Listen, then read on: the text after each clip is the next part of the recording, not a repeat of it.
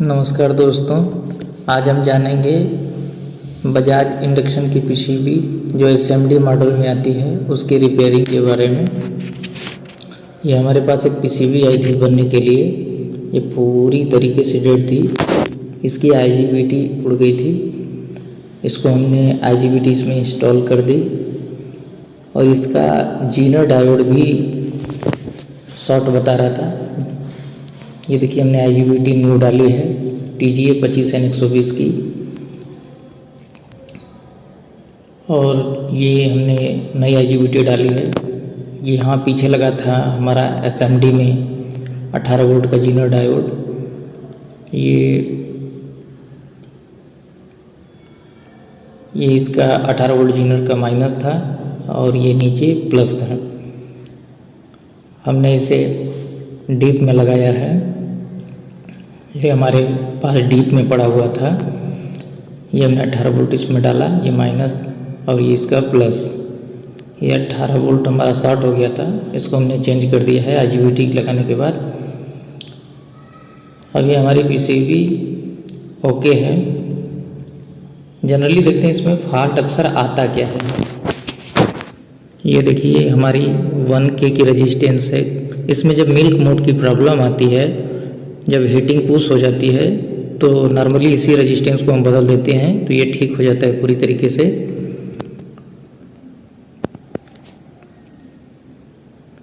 ये हमारा देखिए, यहाँ एसएमडी पैकेज में लगा है 300 ओम का रेजिस्टेंस। जब इसमें हीटिंग पुश प्रॉब्लम आती है तो इस रेजिस्टेंस को हम अक्सर चेक करते हैं। कभी कभी ये रेजिस्टेंस भी हमारी ख़राब हो जाती है, बर्न हो जाती है। इसकी वजह से भी मिल्क मोड प्रॉब्लम आती है या हीटिंग छोड़ पकड़ के होती है। E0 की प्रॉब्लम जब इस पीसीबी में आती है तो ये हमारा 5U का जो कैपेसिटर लगा हुआ है, ये जनरली वीक हो जाए या अंदर से लीकेज हो जाए या फट जाता है तो E0 हमारी पीसीबी शो करती है। ये हमारे देखिए 22 ओम की रेजिस्टेंस है। ये पीसीबी कभी कभी ये 22 ओम की रेजिस्टेंस जब ख़राब हो जाती है या ब्रेक हो जाती है तभी ये पीसीबी ऑन नहीं होती है। इस वजह से यहाँ 22 ओम की रेजिस्टेंस भी चेक कर लेते हैं हम। या पीसीबी में जब डिस्प्ले नहीं आए तो ये 7805 हमारा लगा हुआ है डीप में, इसकी वजह से भी डिस्प्ले नहीं आता। ये हमारे लगे हुए हैं।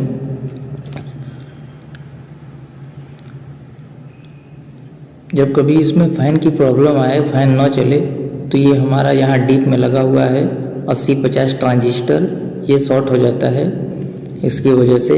या पीसीबी में कभी कभी शॉर्टिंग शो करे तो ये हमारे 4007 डायोड लगे हैं जो एसी को फिल्टर करते हैं, ये भी शॉर्ट हो जाते हैं। इस वजह से हमारी पीसीबी डेड हो जाती है। इस पीसीबी को रिपेयर करना बिल्कुल आसान है, सिर्फ आपको ये ध्यान देना है कि कौन सा कंपोनेंट कहाँ लगा होता है। ये हमारी देखिए, जैसे कभी कभी मिल्क मोड नहीं ठीक होता है तो यहाँ 120K की जो रेजिस्टेंस लगी होती है उसको हम चेक कर लेते हैं। रेजिस्टेंस को चेक कर लेंगे, अगर इसकी वैल्यू 115-20 बताए तो ये रेजिस्टेंस ठीक मानी जाती है। ये हमारे रेजिस्टेंस पल्स विथ मॉड्यूलेशन में जो लगे हुए हैं, ये कभी कभी कन्फ्यूजन क्रिएट करते हैं कि कहाँ पर कौन से ट्रांजिस्टर लगे हुए हैं। तो आज हम जानेंगे यहाँ कौन कौन से ट्रांजिस्टर किस किस जगह लगे होते हैं। इस ट्रांजिस्टर की अपनी अपनी कोडिंग होती है। जहाँ पर देखिए Q3 लिखा हो वो ट्रांजिस्टर हमारा 8550 होता है, और जो Q1 और Q2 ये दो ट्रांजिस्टर लगे हों वो हमारे 8050 होते हैं।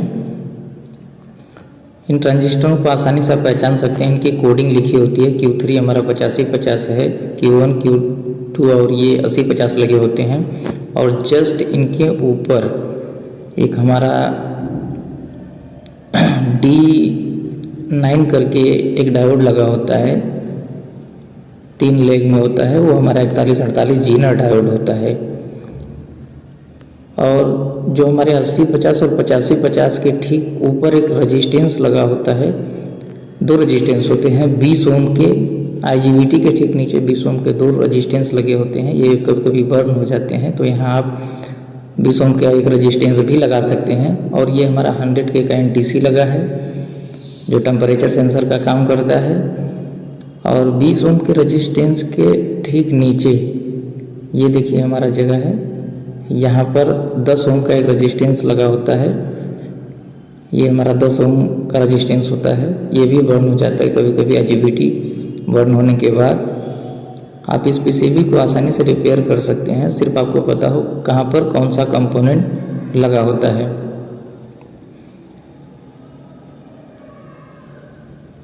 ये हमारा R6 करके एक प्लेस है, जहाँ पर ये 4.7 के रेजिस्टेंस या 10 के रेजिस्टेंस आप लगा सकते हैं, जो IGBT के गेट से जुड़ा होता है।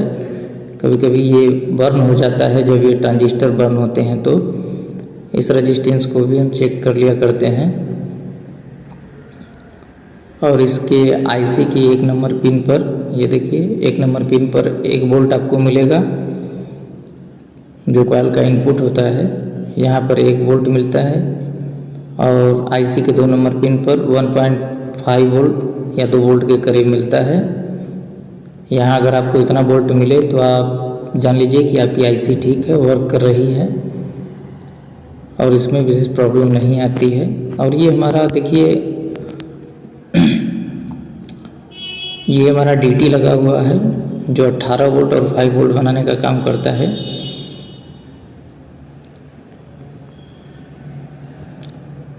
इसमें ज़्यादातर परेशानी नहीं होती है रिपेयर करने में, बस आपको कंपोनेंट के बारे में जानकारी सही होनी चाहिए कि कौन सा कंपोनेंट कहाँ लगा होता है। ये हमारा IGBT का गेट है और ये हमारा सोर्स है और ये एमीटर है। एमीटर सीधा हमारा ग्राउंड से कनेक्ट होता है, जो ब्रिज रेक्टिफायर का माइनस है उससे सीधा कनेक्ट होता है। ये हमारा एमीटर से सीधा कनेक्ट होता है। ये हमारा कभी कभी लूज हो जाता है तो इंडक्शन सही से वर्क नहीं कर पाता है। यहाँ ज़्यादातर स्पार्किंग होती है क्योंकि यहीं से एम्पियर जाता है। ये हमारा गेट है, गेट से हमेशा 18 वोल्ट का 18 वोल्ट का जीनर डायोड कनेक्ट होता है। किसी भी इंडक्शन में गेट पर 18 वोल्ट का जीनर कनेक्ट होता है।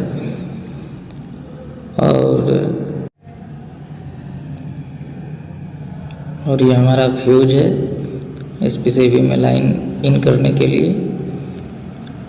और ये देखिए हमारा प्रीसेट दिया हुआ है, यहाँ 501 या 500 ओम का प्रीसेट आप लगा सकते हैं।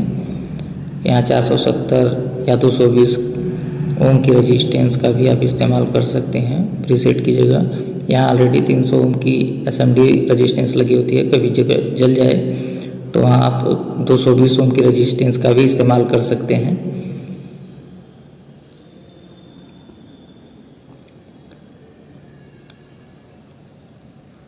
और कुछ इसमें स्पेशल केस नहीं होता है, ज़्यादातर इस PCB में यही फॉल्ट आते रहते हैं। ये हमारा 18 वोल्ट का जीनर डायोड है, जिन भाइयों को नहीं पता है वो जान ले, ये हमारा 18 वोल्ट का जीनर डायोड होता है।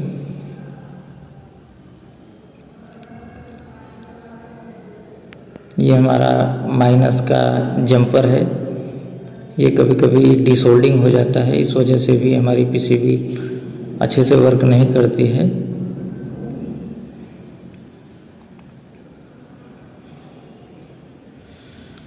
हमने इसके सारे कंपोनेंट को चेंज कर दिए और ये अब अच्छी तरीके से वर्क कर रही है। हमने इसको लाइन इन करके देख लिया है, ये ऑन हो गई है और सारे वोल्टेज इसके कंप्लीट बनने लगे हैं। अब हम इसको इसके बॉक्स में इंस्टॉल करेंगे। अगर दोस्तों आपको ऐसे ही वीडियो चाहिए तो कृपया वीडियो को लाइक करते रहें।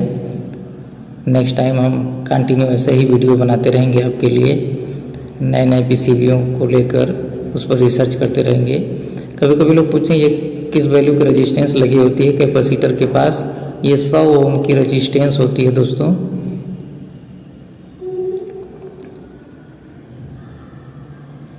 बाकी इस PCB में जो भी आपको दिक्कत समझ में आए आप कमेंट बॉक्स में हमसे पूछ सकते हैं, हम आपके हर सवालों का जवाब देंगे।